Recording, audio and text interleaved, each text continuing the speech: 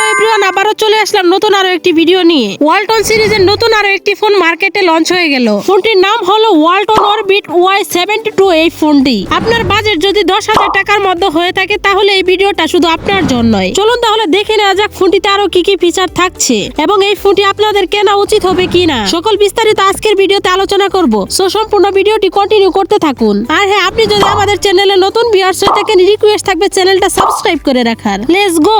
প্রথমে কথা বলা যাক ফোনটার ডিজাইন ও বিল্ড কোয়ালিটি কেমন। ডিজাইনের কথায় আসলে ফোনটা দেখতে সত্যি অনেকটাই স্লিম। ফোনটা মেট ফিনিশ দেওয়া এবং ব্রেক প্যানেল, এতে কিন্তু হাতে ধরলে ফোনটা স্লিপ করবে না। তবে 6000 mAh এর ব্যাটারি ব্যবহার করার কারণে ফোনটা একটু ভারী হতে পারে। বিল্ড কোয়ালিটি শক্ত এবং ডেইলি ইউজের জন্য ঠিকঠাক রয়েছে। এখন কথা বলা যাক ফোনটার ডিসপ্লে কেমন। এর ডিসপ্লে হচ্ছে 6.8 ইঞ্চির HD+ ডিসপ্লে এবং রেজুলেশন হচ্ছে HD+।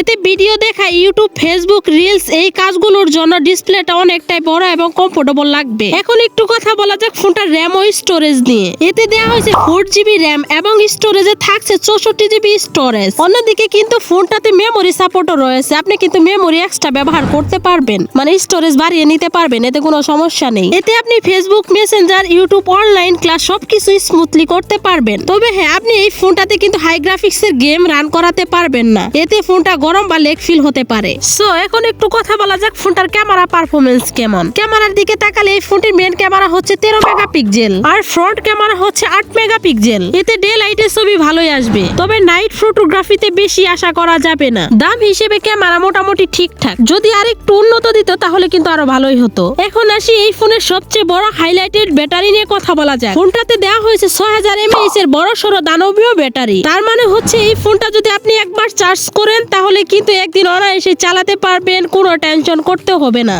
অন্যান্য ফিচারের কথায় আসলে ফোনটাতে দেওয়া হয়েছে dual SIM, 4G support, OS Android fingerprint support, face unlock সবকিছুই রয়েছে। সো এতক্ষণ যেমন আপনারা জানতে পারলেন ফোনটার ভালো দিকগুলো, তেমনি ফোনটার কয়েকটি মন্দ দিক, যেমন বড় ব্যাটারির কারণে ফোনটা একটু ভারী হতে পারে, চার্জ হতে ফোনটা একটু সময় লাগবে, ফাস্ট চার্জিং সাপোর্ট না থাকা এটা একটা মাইনাস পয়েন্ট। এইগুলোই হলো ফোনটার মন্দ দিক। তাছাড়া সব মিলিয়ে ব্যাটারির দিক থেকে এই ফোনটা বাজেট রেঞ্জে অনেক শক্তিশালী। সো এখন সবচেয়ে বড় কথা হচ্ছে ফোনটার আসলে মেইন দাম কত।